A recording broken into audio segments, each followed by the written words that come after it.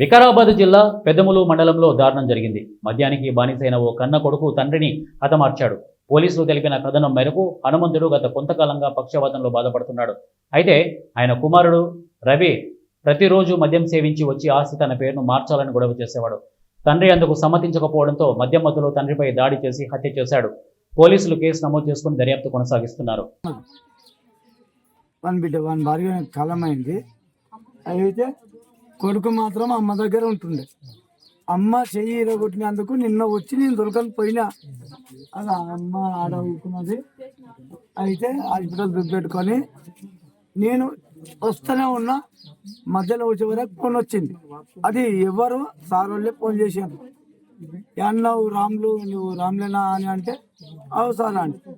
గుట్లపల్లి అనేది అవు సార్ అని అంటే ఏం చేస్తావు నువ్వు అంటే సార్ నేను రాత్రి అనిపిస్తాను. బెల్కటర్ కాడ బండి ఆపి వచ్చిన సార్.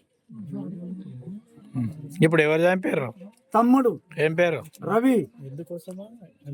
అది తెలియదు సార్, తెలియదు. ఆ విషయాలు తెలియదు. ఇంతకు ముందు గిట్ట 2-3 రోజులు కొట్లాటలు గిట్ట ఆస్తి తగదా? కాలేదు సార్. ఏం లేదు. మీకు ఆస్తి గిట్ల ఏమన్నా ఆస్తి తగదా గిట్ట ఏమన్నా? ఆస్తి ఉన్నది.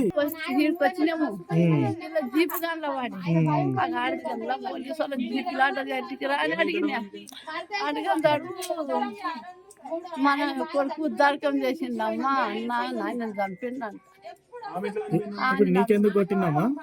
నీకెందుకోసం కొట్టి? కట్టెలు నరకన్నందుకు. నువ్వు కట్టెలు నరకని కట్టెలు నరకన్నందుకు పిల్లకి పిల్లాడు ఆడే కట్టెలు నరకన్నందుకే కొట్టింది.